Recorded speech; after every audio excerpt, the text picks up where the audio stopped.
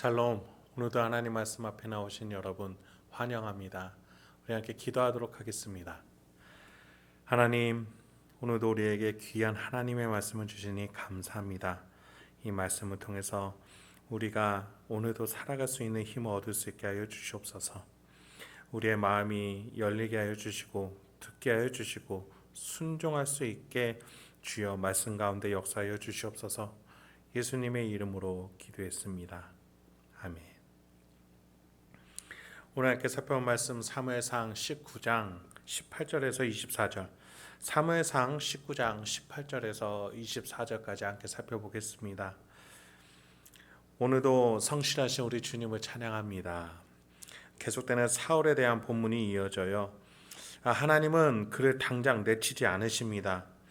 사울이 기름 부음을 받고 일주일 만에 왕으로 등극할 수 있었다면 다윗은 기름 부음을 받고서도 아직 왕이 되지 않습니다. 이후에 여러분이 잘 아시다시피 다윗이 왕이 등극될 때까지 자그마치 10년 이상의 시간이 지나서야 이르게 됩니다. 그 시간 동안 하나님은 여전히 사울이 왕의 자리에 앉을 수 있도록 해주십니다. 그 시간 동안 하나님은 여러 가지를 사울에게 또 다윗에게 가르치셨던 겁니다. 우상 숭배적인 왕을 구했던 또 이스라엘 백성들에게도 가르쳐 주시는 것이지요. 사울에게는 하나님이 계속해서 다윗을 보여주시면서 어떻게 살아야 되는지 직면하게 하셨고, 이스라엘 백성들에게는 우상 숭배적인 왕을 구했을 때에 너희가 어떠한 다스림을 받게 되는지 겪게 하셨습니다.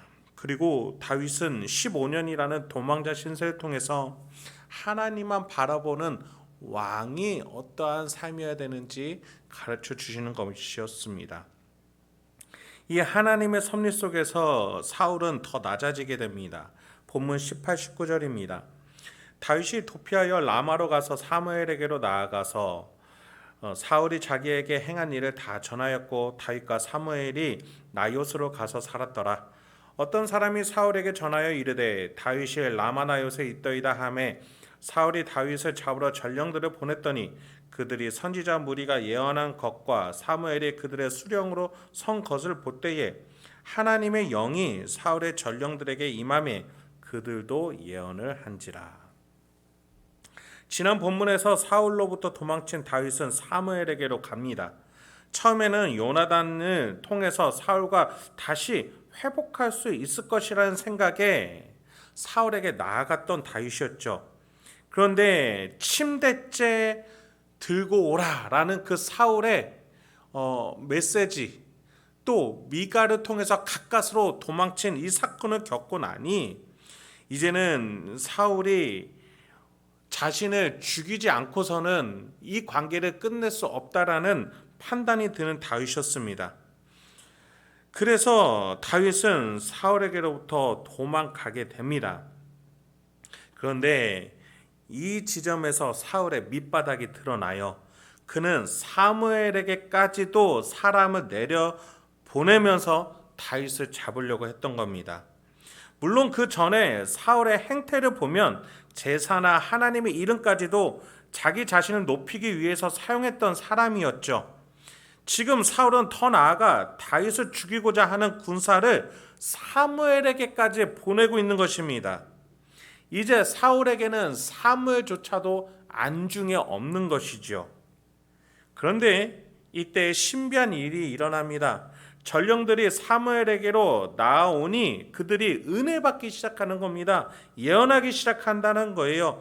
하나님의 뜻이, 다스림이 무엇인지 그들이 알기 시작했다는 겁니다. 사울의 다스림이 아니라 참된 왕은 하나님 뜻에 있다는 것이죠. 여러분, 지금 하나님께서는 어떻게 다스리고 계세요? 천군 천사를 보내 강력한 힘으로 물리치고 계십니까? 아니요. 마음의 감동과 은혜로 사람의 다스림을 물리치고 계시는 것입니다. 여러분, 하나님은 사람처럼 다스리지 않으세요. 힘으로 하지 않으세요. 마음에서 영혼을 움직이시면서 우리에게 좌우 날선 검과 같은 말씀과 은혜로 우리를 다스리시는 분이시라는 사실을 우리가 기억해야겠습니다. 예수님께서 하나님 나라의 왕으로서 이 땅에 오셨을 때에도 예수님은 인간 왕처럼 군주처럼 힘으로 다스리지 않으셨죠. 하나님의 입에서 나오는 모든 말씀과 성령 하나님의 인도하심에 순종하시면서 십자가에서 섬기고 희생하셨어요. 때로는 그 섬김이 성전을 뒤엎어버리는 과격함으로도 나타나기도 했고, 때로는 중풍병자를 안아주거나 창녀를 보호하시는 역할도 하시기도 했습니다. 중요한 것은 과격하거나 부드럽다, 이것이 아닙니다. 하나님의 뜻을 어떻게 살아내는가, 하나님의 뜻으로 어떻게 다른 타인을 이끌어 가는가에 있다라는 겁니다. 사울은 힘으로써 다스리려고 했지만 하나님은 그 전령들에게 은혜를 베푸시고 예언하게 하셨습니다. 예수 그리스도도 이 땅에 오셔서 하나님의 뜻을 나타내셨습니다. 하나님의 말씀으로 역사하셨습니다.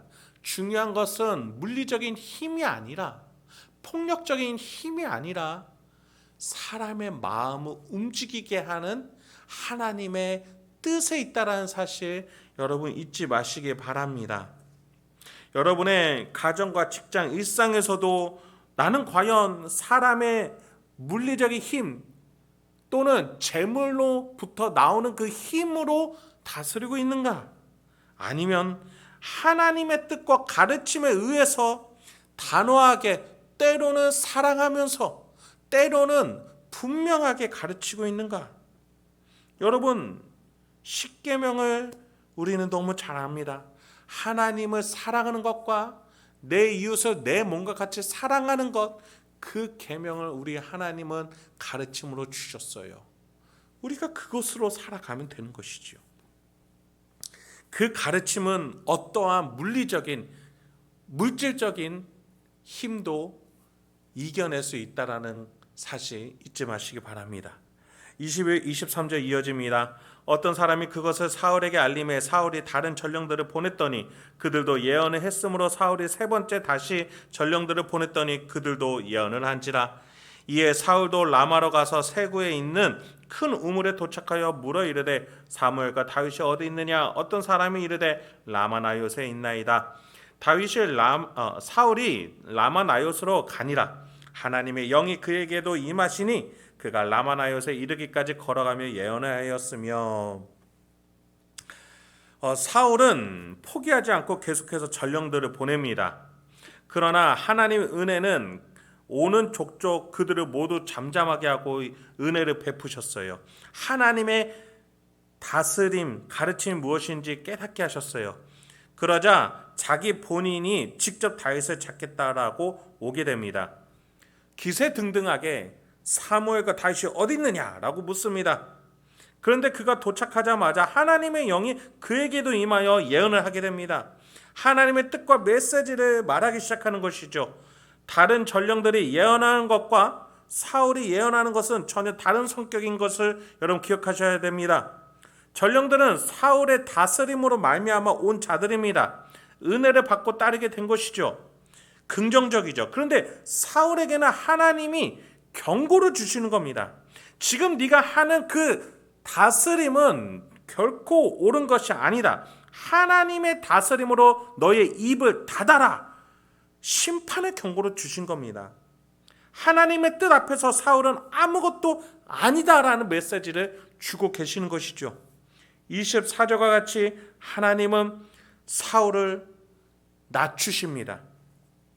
그가 또 그의 옷을 벗고 사무엘 앞에서 예언을 하며 하루 밤낮을 벗은 몸으로 누웠더라. 그러므로 속담에 이르기를 사울도 선지자 중에 있느냐 하니라. 여러분, 사울이요 처음에 왕이 될 때 기름 부음 받으면서 선지자들과 함께 예언한 적이 있습니다. 그때 사울은 자기 스스로를 작은 자라고 여기면서 하나님 앞에 겸손했죠.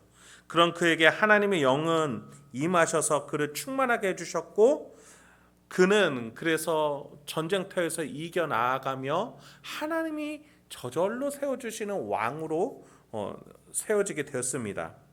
그런데 지금 사울은 자신의 힘으로 왕이 되려고 하고 있습니다. 다윗을 죽이고 사울을 무시하고 하나님의 제사를 다 건너뛰면서 오로지 자기 자신이 이루는 왕국에서 왕이 되려고 합니다.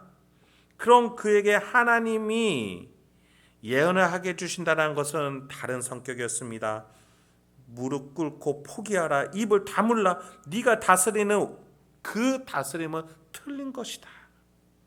심판의 경고로 주시는 것이지요. 여러분, 우리는 거룩한 나라여 왕 같은 제사장입니다. 우리가 각자가 다스려야 되는 하나님이 주신 영역들이 있습니다. 그 영역들을 잘 다스리게 하기 위해서 하나님은 예수님을 통해서, 예수님의 희생을 통해서 우리를 성령의 전으로 만들어 주셨습니다. 그래서 우리 안에 성령 하나님이 임재하심으로써 하나님의 말씀이 우리 안에 있을 수 있게 됐습니다. 하나님의 가르침과 뜻이 우리 안에 있을 수 있게 됐습니다. 그래서 우리는 하나님의 다스림으로 다스려야 합니다. 만약에 우리가 그렇지 아니할 때에, 하나님의 대리인 역할을 충분히 하지 않을 때에 우리도 사울과 같이 옷이 벗겨지고 낮아지며 입을 다물 수밖에 없는 경고와 심판 메시지 앞에 설 수밖에 없다는 사실 잊지 마시기 바랍니다. 여러분, 우리는 힘으로 물질로 다스리려고 하지 않아야겠습니다.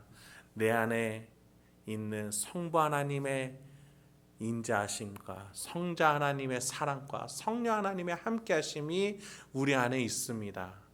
그 하나님이 하신 일들과 우리에게 주신 말씀들, 그것들로 우리가 하나님을 사랑하고 이웃을 사랑하며 우리가 각 영역을 다스려야겠습니다.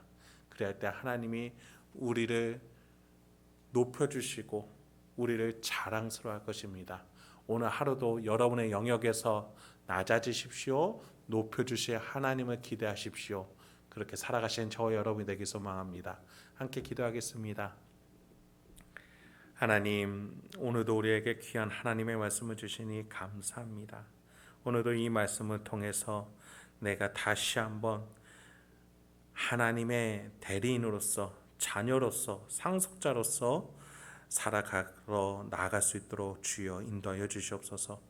우리 각자 성도님들의 삶 영역 속에서 어떠한 지혜와 말과 행동과 결정으로 하나님의 뜻을 실천할 수 있는지 주여 말씀을 기억하게 해주시고 해석하게 해주시고 또 조명하여 주셔서 적용하고 실천할 수 있게 주여 도와주시옵소서. 예수님의 이름으로 기도했습니다.